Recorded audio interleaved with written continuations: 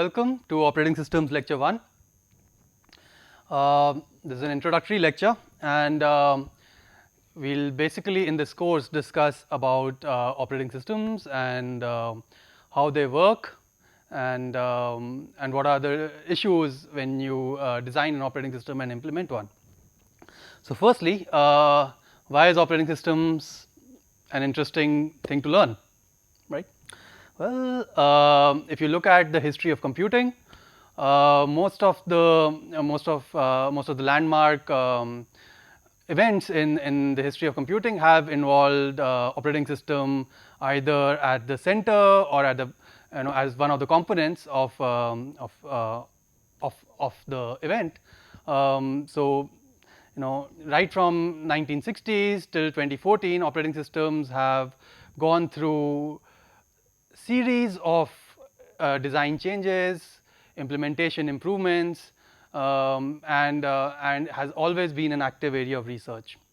So to give you a flavor, in the early days of computing, an operating system used to control large machines, for example, the IBM mainframes, and allowed people to run multiple processes and allow multiple users to share that large machine and get their work done. Today, operating systems are present in your personal computers, they are present in your mobile phones, they are present in your cars, and in all kinds of embedded devices, right? There are lots of different open problems that operating system researchers have to face today. For example, we are rapidly seeing rapid changes in our hardware. We are going from high performance single core computers to computers which have lots of cores. Already our small machines like laptops have up to 4 cores or 8 cores, and larger machines can have up to 80 or 100 cores. That's not uncommon.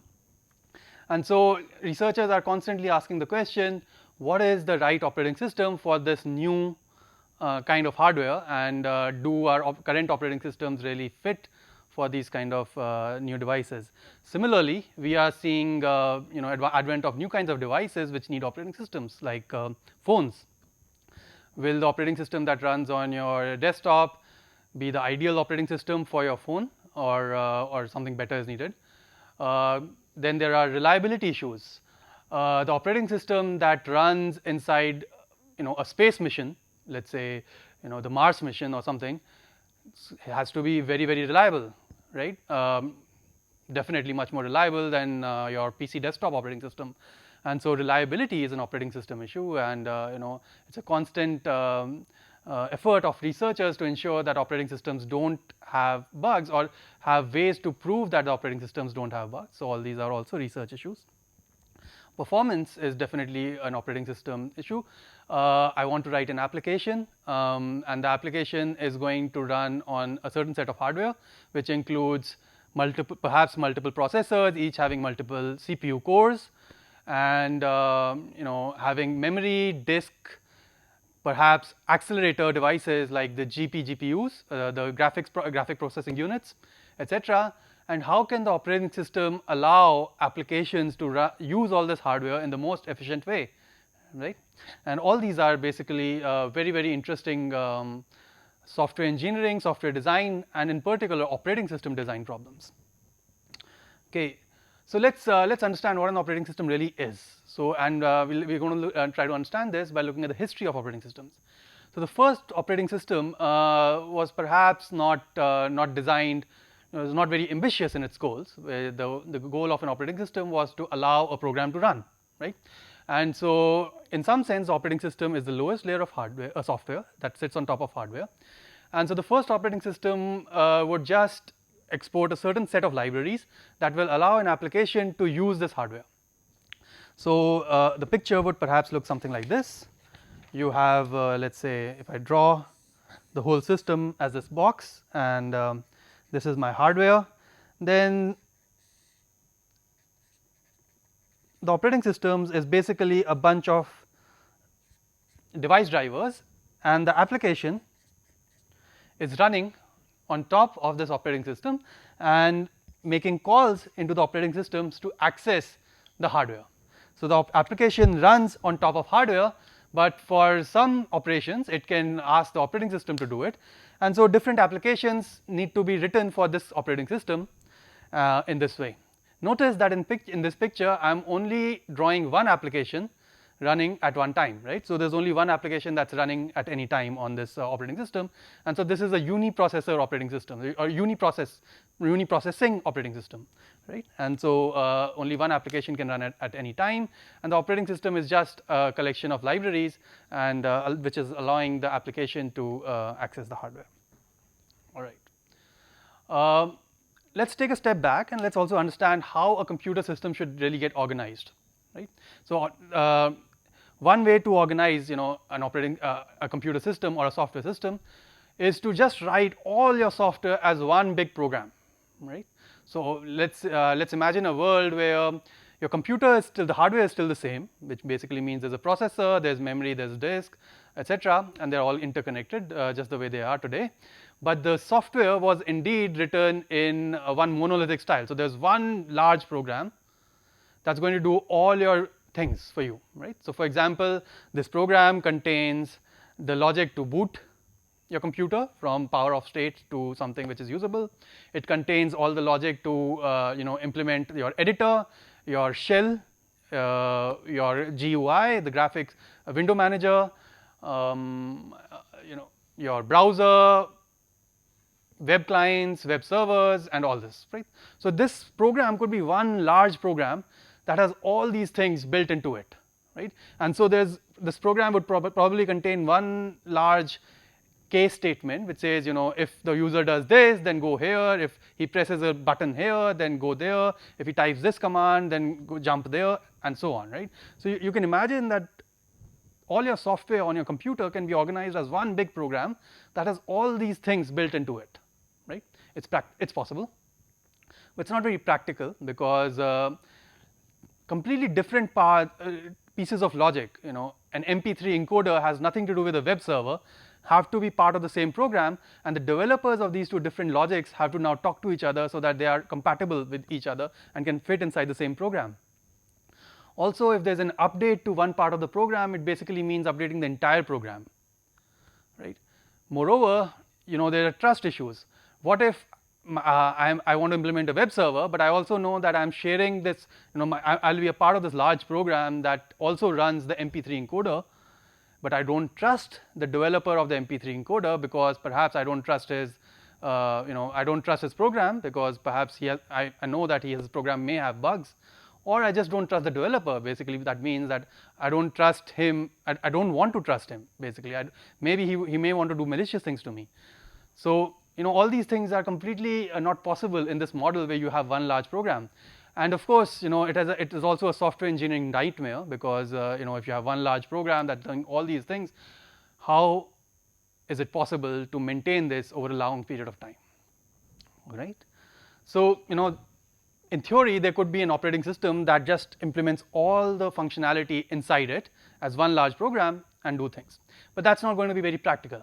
So typically what operating systems do is expose an interface, so which allow applications to run on top of the operating system, right? And these applications can be implemented independently. So one application could be the MP3 encoder, for example, and the other application could be the web server, and these applications can be implemented independently, and at one time, let's say one application or multiple applications can run together. They all rely on the same interface that the operating system provides, and so these applications can run on this operating system as long as they obey the interface. All right. Okay. So these interfaces in this particular picture, these interfaces happen to be the device drivers. In yet another kind of interface, you may want that let's say this is my hardware and this is my operating system. The operating system exposes certain interfaces and allows multiple applications to coexist at the same time, right. This is a multiprocessing operating system. So, for example, this application could be a browser, and this particular application could be, let us say, an MP3 encoder, right, or any other such applications. And now these two the developers of these two applications do not need to trust each other, they also do not need to coordinate with each other. As long as they meet the specification of the operating system, they can run together at the same time without having to worry about each other, right. So, this kind of an architecture is much better for software, from a software engineering point of view. It is also much better from a security point of view, modularity and so on, okay, and also performance. Okay. All right. So, let us understand what are these interfaces, what should these interfaces look like, and that itself is it turns out is a non-trivial problem. Okay. So, what should the operating system interface be? And let us again trace back to history. So, one of the first operating systems was Multics, that was coming out of Bell Labs, and one of the successors of Multics was Unix, right. So, there was a system called Unix, developed by Ken Thompson, who has won a Turing Award for his work on Unix, and other people that were involved in this work were Dennis Ritchie and others. Right. So, what was Unix? Well, the first version of Unix, or the early versions of Unix, looked something like this. They said, okay, I want to be able to run multiple processes on my system, and what should the operating system provide as a minimal sort of interface. So, they started with first thinking about firstly what are the hardware components. Well, the hardware components are, there is a processor which we call the CPU, there is memory which is RAM, right, and then there is disk. Disk has the semantics that its contents are preserved across power reboots. Also, the disk needs to be shared across multiple processes, right. So, one process may want to access file A, and another process may want to access file B. They may be running at different times, but the files A and B need to coexist on the disk. On the other hand, at that time, memory could be assumed to be exclusive. So, you could assume that if process A is running, then only process A is using the memory and nobody else is using that memory. Notice that for the disk that is not true, right. For the disk, if you at the same time, it is important that all the contents of all the different processes, even if the process is not using them, exist. But for memory, whose contents are volatile, which means they do not persist across power reboots, it is possible for, so you can at that time they assumed that a process basically has exclusive access to all memory, right. Of course, today we also don't do that. We basically allow the memory to get shared across multiple processes at the same time. Okay. But let us first understand how initially the Unix interfaces look like. So, the other thing that was important was one important program that was needed was an interactive shell, right. What is an interactive shell? An interactive shell will give you a command prompt. You will type in your command, and depending on the command, some program will get to run, right. When that program finishes, you will come back to the interactive shell, and this loop and this mechanism will continue forever, right. That was the minimum that a usable computer system should have. Okay. So, there were a couple of things that were very important. Firstly, there should have been a file system, right. So, the early developers of Unix said, okay, there needs to be a file system. A file system is an on-disk data structure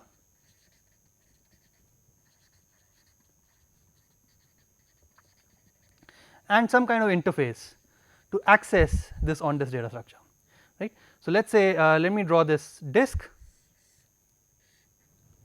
right, and this disk has some contents, and a process that runs should be able to, so there is an operating system that sits between the application and the disk, and the application is going to make some request to the operating system, and the operating system is going to translate those requests to disk requests and then serve the application using those requests.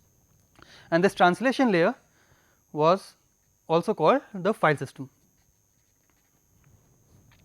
Okay. And so it is clear that any operating system needs to have a file system. Okay. So the file system in early Unix looked quite similar to what we have today, which basically means that files, there was a notion of files which were nothing but streams of characters, all right, and there were notion of file names, right. And a process could say I want to access file name A at offset B, and so the operating system will translate the file name into a disk offset and add offset B to it and give you the contents of that particular file. Also, for better manageability, the earlier file system also had the notion of directories, which basically meant that the files, the file names, the file system or the namespace of the data structure was organized in a hierarchical manner, which basically means that file names were basically had a full path name associated with it, which basically meant where do you go from and so on, which included starting from the immediate parent directory to its parent till you reach the root and so on. Okay. So that's one thing that Unix had to have, and the way they did this was basically using an interface which said you open a file, which basically means that I can say I want to open a file foo. Then I basically can now use, so when I open a file, I could let's say open a file name, and this would give me what is called a handle or a file descriptor, which I am calling FD. Then I could read on the file descriptor. I could say I want to read in this file, and I want to read from this file which I have opened previously into a character array buff 100 bytes, let's say. So that basically means that I want to read 100 bytes from this file and store those contents into buff. So, or I could say I want to write to this file 100 characters from buff, right. So read basically says read from file and put it into this character array, and write means read from this character array and write to this file. By the way, what is buff? Buff is a pointer in memory.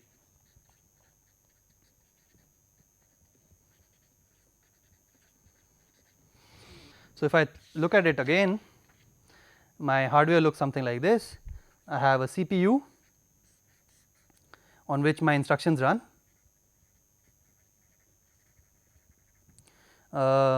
memory and disk.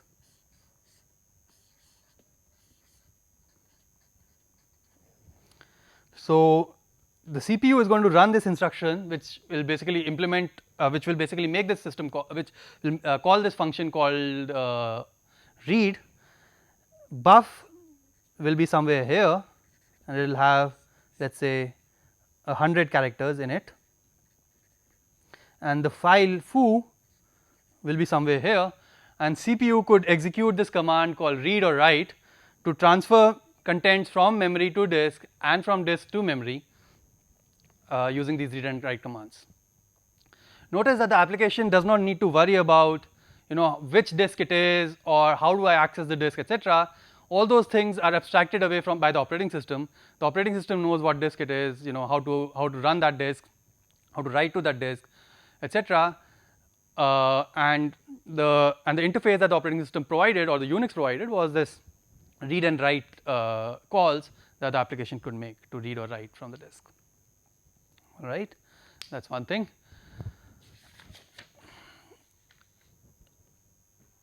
The other abstraction that they had was that of a shell. So they said, okay, because the shell or the interactive shell has to be such an important part of the operating system, the shell was implemented inside the kernel.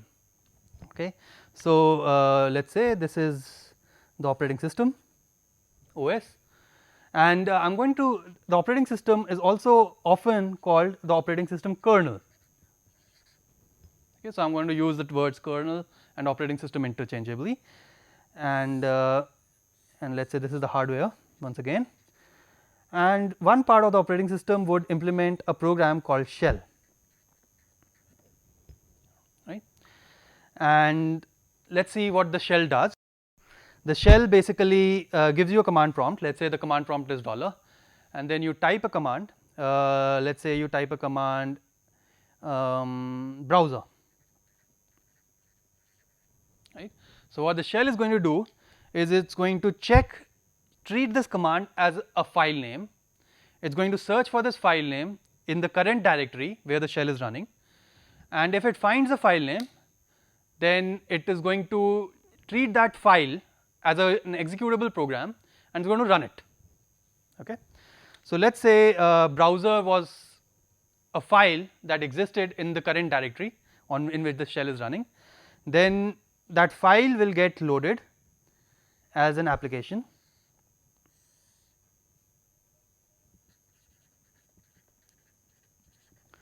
and control will get transferred to the browser. Okay. So, so notice that basically the operating system is basically providing interfaces for you to run different programs and allowing different programs to coexist simultaneously on the disk, right. At this point we are assuming that only one program is present in memory at any time, right. So, and there is a special program called shell inside the operating system or the operating system kernel, and this shell is going to take a command from the user, which basically means it is going to read from some port, let us say the keyboard. So, it is going to read from the keyboard, interpret that command, which basically means it is going to, typically it will interpret the command as a file name. It searches for the file name in the disk, in the file system really, right, and if it finds a file with that name, then it loads that file name. So, that file basically should contain some data, some instructions that need to get executed. So, those instructions get loaded into memory and control is transferred to that particular file program. That program is now going to run all by itself, right. So, it is as though nothing else is present in memory, it is just that program that is present, and so that program is going to run all by itself, and when it is running it may make more open calls to open more files, it may make more read calls or write calls to read or write files, and at some point it may want to say I am done, I want to exit, right. So, how was exit implemented in Unix, right. So, there needs to be something called exit in early Unix. So, how do you exit? Well, at that time, so in the early version of Unix, exit was basically implemented by just returning back to the shell. So, there was another function that the operating system kernel provided, which was exit, and what that will do is it will remove this from memory and jump back to the shell to take the next command, right. So, you have to print the next $, and here you are, and you can now print your next command. There were other things that the operating system had to be careful about. Firstly, if the browser had opened certain files, then when you return back to the shell, the first thing the shell would do is close all the open files, so that if the new program gets to run, he can open more files and so on, right. So, this was the simplistic model of the Unix operating system in its early days. And basically what we have seen is there are few things that the operating system was providing us. Number one, it allowed us to start a new program, start/load a new program, and it was being done using the special program called shell inside the operating system. It allowed us to open, read and write files, and it allows us to exit, right. so some functionality of OS that applications use. Examples. These are example functionalities that the application is using, and we've seen how they're using it. All right. So notice that in doing this operating system design, the designer has basically carefully decided that some part of some functionality needs to be part of the operating system kernel. For example, the shell program is part of the operating system kernel, and the device drivers are part of the operating system kernel, and some part of the logic does not need to be part of the operating system kernel, and it should be present as application logic in executable files that can be executed by the user at will. Very soon people realized that even the shell does not need to be part of the operating system kernel. One of the important things that that go into an operating system design is to make the interface as small as possible and as usable as possible, and yet as powerful, right. So today the operating system kernel does not provide the shell command. Instead, the shell itself runs as a separate application, right, and the shell has ways to tell the operating system to start another application. So for example, the shell could tell the operating system to suspend itself and start a browser, just like before, except that this time the shell is not part of the operating system, the shell itself is running as an application. And in order to do that, it is important that you have interfaces that allow an application to be able to create another application and jump to it. Okay. All right. So so these functions that the operating system provides, these are these functions basically form the interface of the operating system, and let us call these the kernel functions, are called system calls.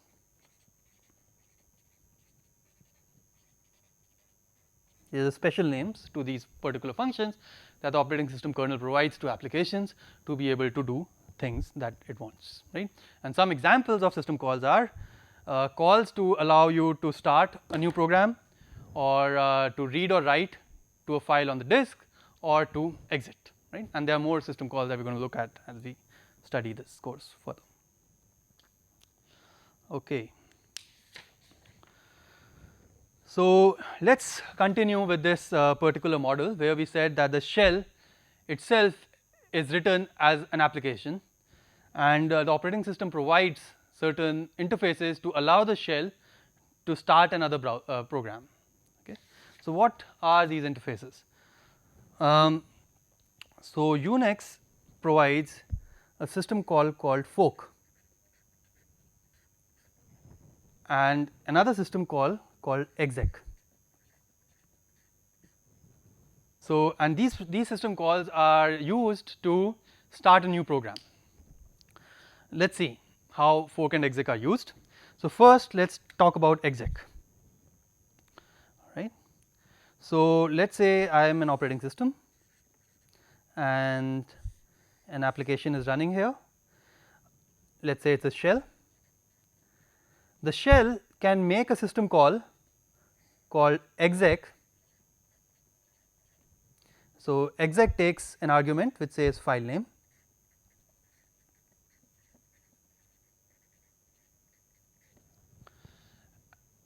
and what happens if a program calls exec system call is that firstly the operating system will search for that file name in the file system. So it searches for the file name in the file system to find in the current directory to find if there is a file with that file name. If it is there and it is executable, then it replaces the shell with that particular file name. So let us say the file name was browser, then the shell will get replaced with browser. So exec is a way for one program to load another executable from the disk, right?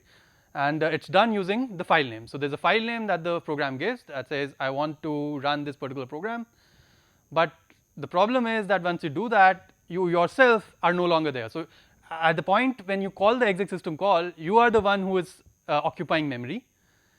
As soon as you call exec, the operating system removes you from the memory and instead loads the contents of that executable into memory and transfers control to it, right? So essentially that means that if a shell program ever calls exec, then the shell program will never get to run again, right? It will be the new program that will run, and when that program calls exit, it's no longer the case that the control will get transferred back to the shell, unlike in the original Unix, right? Because in the original Unix, the shell was part of the operating system kernel, and so it was possible to jump back to it. But here, because the shell was an application and the application has called exec, so it has completely removed itself from the picture, right?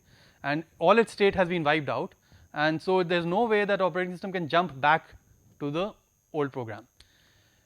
Notice that the operating system doesn't even know that this particular program is a special program called shell, right? It's just one of the different programs, and it doesn't know what point it was in when the exec system call was called, so it has no way of reconstructing that program back again. Okay, so exec is one way to load another program, but it also means that I completely get washed out, and there's no way that I can return control to myself later on. Okay, so that's not good enough for us to implement the functionality of shell as we know it, right? Because the shell as we know it basically allows us to type a command, the command gets executed, and when the command exits, the shell can run back again, right? So that's something that we want, and exec is not going to do the last part, which is return back to the shell. So the other system called fork can perhaps help. So let's see what fork is doing. Right. So what is fork? Well, fork basically, let's say there's a program called shell that's running. It calls a system call called fork. What happens is when it calls a system call called fork, two different apps get created simultaneously.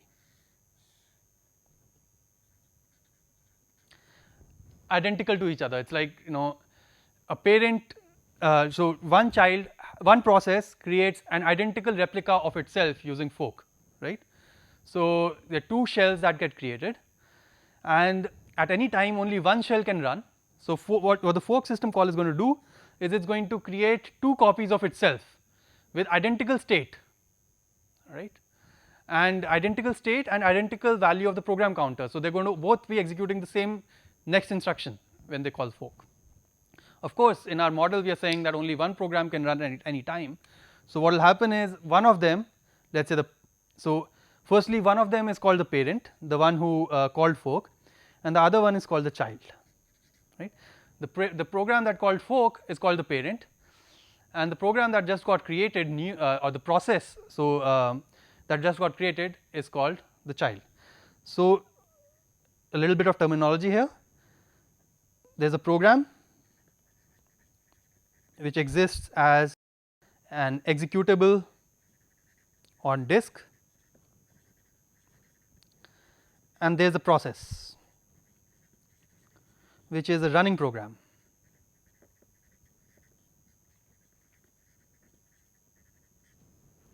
The exec system call takes a program and converts it into a process, a running program. The process runs, and it changes its own state. So process has its own state in memory, and as it runs it changes its own state, and at some point it calls exit, let's say. So initially the shell was running as a process. The shell made the fork system call, and it created two processes, the parent process and the child process, right? Now at any time only one process can be active, let's say, and if it's a uniprocessing system, then let's say the child process gets stored to disk, and so the parent process gets stored to disk, and the child process gets to run. And so that's the semantics of fork. But our real goal was to be able to implement the shell functionality. So what can be done is that the parent process creates a child process, and the child process now calls exec.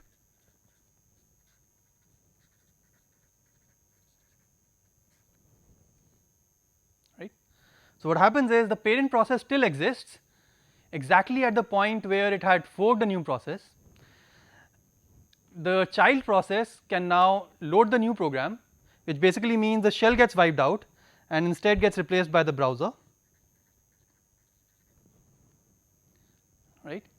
The browser can get to run, and at some point the browser will call exit, in which case the whole process will get wiped out. Right. So we've seen that there is a system call called fork that allows you to create a new process, which is a replica of the process that called fork, and there is a system call called exit that allows you to stop the current process or completely free the current process, and there is a system call called exec, which allows you to replace the contents of the current process with a new program. Right. Now, using these two system calls, fork and exec, it's now possible to implement a shell-like program as an application. So, for example, a shell will first call fork, so it will create two copies of the shell. The child copy of the shell will call exec on the command that you gave on the command prompt. The command will get to run. When the command finishes, it's going to call exit. So that process gets wiped out. The old shell, the parent shell that was stored on disk, gets loaded into memory and continues from where it left off. Right. So that's one way that you can implement the shell functionality. So as opposed to having the shell as part of the operating system kernel, it is a much more modular way to actually have the shell also as a separate program, much more powerful way instead, in fact, to have the shell as another application, and have these special system calls called fork and exec that allow you to implement the same functionality as the shell. In fact, these system calls fork and exec can be used by any application. Right. The shell is just one of the applications, and the kernel doesn't even know that this is a shell. Right. It can be just any other application. So any application, when it calls fork, allows creates replica processes of the parent process, and any process that calls exec is going to load the file into the current process. Okay. There are few things that I have skimmed over. One is when a fork system call is called, then there are two processes that return from the fork system call. So fork is a system call that is called by one process, but returns in two processes. Right. So one process calls fork, and two processes return from fork at exactly the same program counter. Right. So, but there was a difference. I said the child will execute the exec system call next if it wanted to implement the shell functionality, while the parent will just print the next command prompt. So how do you do this? Because the two programs are completely identical, they are twins. How do you decide whether I am the child and I should call exec, or whether I am the parent and I should actually display the command prompt? Well, so the fork system call has a return value. So the syntax of the fork system call is fork returns a return value which I call the PID or process ID, and the return values are different in the parent and the child. Okay. So let me just draw this as a picture. So let's say this is process. So firstly, every process has an ID. So let's say this is process 10, which basically means each process has an ID. So this process has an ID of 10. So PID is equal to 10. this process makes a system call called fork, and the operating system returns from this system call, but it returns in two places. So, it creates another process, let us say it creates another process, another child, and this child has a PID of 20. PIDs are assigned by the operating system, so it can choose any way of assigning the operating thing, and this one also returns, behaves as if it has just returned from fork. Right. This particular process did not ever call fork, but it behaves as though it has just returned from fork. Both of them are going to return at exactly the same program counter, except that the return value in the parent will be different from the return value in the child. Okay. So, in the parent the return value is the PID of the child. So, the return value in this case will be 20, right. So, fork's return value, let me just write this,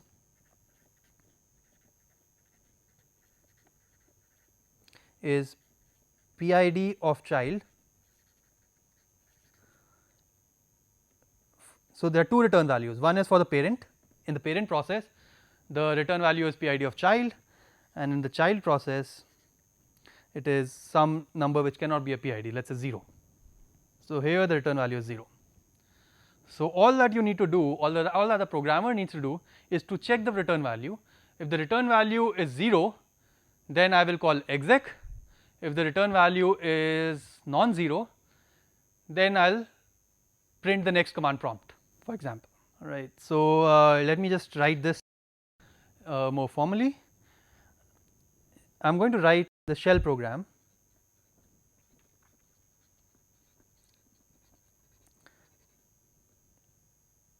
very basic. It looks something like this. It is an infinite loop, just continues till the user types exit, or just something else to basically stop it, but otherwise it just keeps running, and it has some function to read command.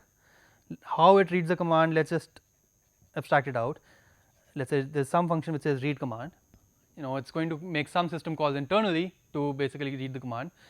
This read command is not a system call, it's I am just using this function as a placeholder to say it will call other sys calls that we will discuss later. Okay. And it will say PID is equal to fork. This is a system call. Let me write another color, system call, right. And then I am going to check if PID is equal to 0, then exec command, right, whatever you read from here, else let us say else you just read the next command. Okay. So, what is happening? Here is a program that will at a very basic level implement the shell functionality. It reads a command, calls fork, in the child process it calls exec, and in the parent process it just reads the next command, right. So, this will exactly do what we wanted it to do basically, which means it will execute the new program and allow the previous program to do this, to repeat the same thing again, but the previous program will probably get to run only after when the new program has finished, for example. Okay. So, this is a uniprocessor sort of uniprocessing environment where only one process gets to run, and let us assume that the child process gets to run first. So, the child process is going to run, and when it calls exit, then it is going to go away, and the parent process is going to get to run now, and the parent process is going to go back in the loop and read the next command, right. So, that is what is happening in this loop. So, there are many details, many things that I have omitted here, but it is important that before we go there you understand the the functionality of fork and exec and the use of fork and exec. Now let us understand how do you read the command, right. So typically we think of read command as something which is being read from the keyboard, right. So the user is typing some command, he presses enter, that is a command. So how do you allow an application to read the keys being pressed on the keyboard, right. Similarly, how do you allow an application to be able to write characters on the console, right. So both these things are mediated by the operating system, and in general any resource that is a shared resource which needs to be shared across multiple applications is usually mediated by the operating system kernel, right. Because if anything is shared, then the operating system needs to make sure that there are no concurrent accesses by multiple applications, that are different applications are not stepping on each other's toes, for example, right. So the operating system needs to mediate in the middle. Some examples are, we just saw that the file system is a way for the operating system to allow mediation of the disk blocks, right. So the file system is basically an on disk data structure that's shared by multiple processes, and the operating system basically exposes functionality like open, read, write to allow applications to access these disk blocks which are shared.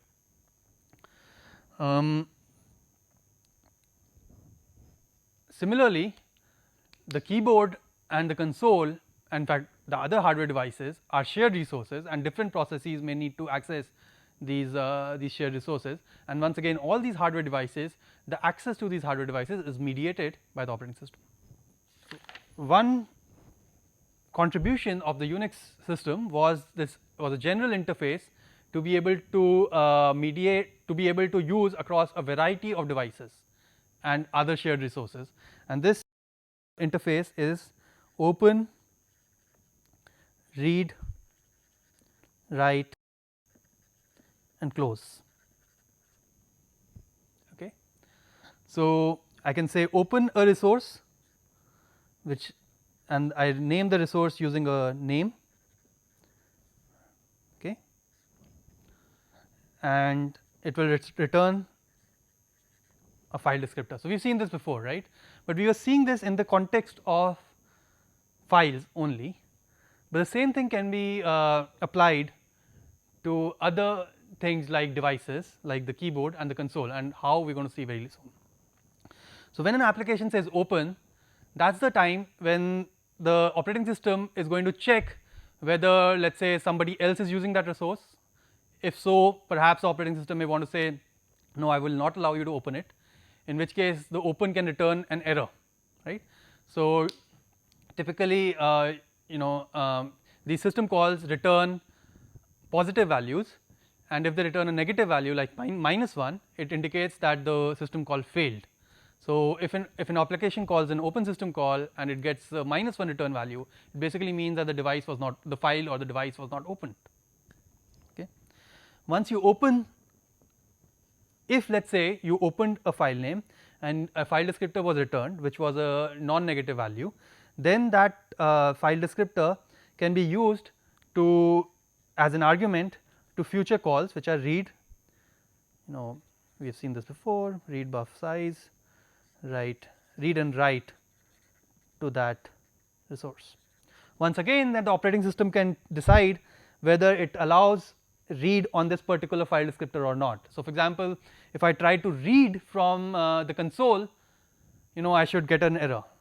So it has a return value which can be negative, which basically means that your read was illegal. So I shouldn't be allowed to read from something which is an output device or output file.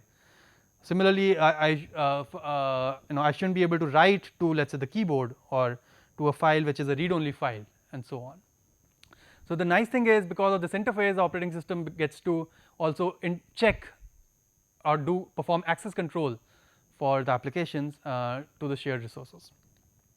And then finally you could do close file descriptor to close that particular file. right, which basically means that I am done with this particular file and other people can, let's say, use it, etc. So it allows the operating system to know who has which files open. Okay. So let me take this a little further. So how is the file descriptor returned? It turns out there's also a way, there's also a convention in which these file descriptor numbers are returned. So whenever a process calls open, a certain file descriptor number will get returned, and let's understand what this convention is. So we said there's a notion of a process, right? A process is a running program. So let's say I'm drawing a process as this rectangle, and there's a program that's running inside it. Let's say the program is browser. Right. Each process also has certain state called the file descriptor table, and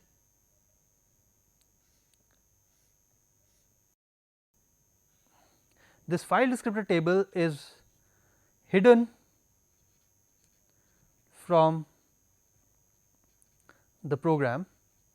I mean, the program cannot access it directly, but the program can manipulate it using open and close calls. Right. So when a program calls open, the operating system searches for the first available file descriptor, and so let's say I say open foo. I search starting from the beginning. So the file descriptor table has key value pairs. The keys are numbers starting from 0 till some maximum value, right, and the values are structures which contain whether it is opened or not, whether and if it is open, what are its virtual locations. For example, 0 could be pointing somewhere, 1 could be pointing somewhere else, 2 could be pointing yet somewhere else, and 3 may be empty. So when I say open foo, what will happen is the operating system will go to the file descriptor table, look for the first unused FD, which is 3, and it's going to put foo here and return 3. Right, that will be the return value to the application. The application can then use read, write, close on this file descriptor to read or write to this file, as we saw. The first 3 file descriptors 0, 1 and 2 are special. They are called standard input,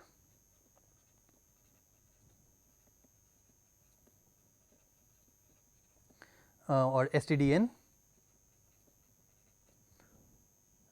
okay, standard output, that is 0, 1 is standard output, STD out, and 2 is standard error.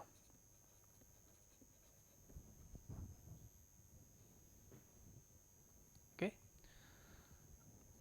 So, a process has 3 special file descriptors 0, 1 and 2, which are which refer to its standard input, or there are special names for these 3 file descriptors, and the names are standard input, standard output and standard error.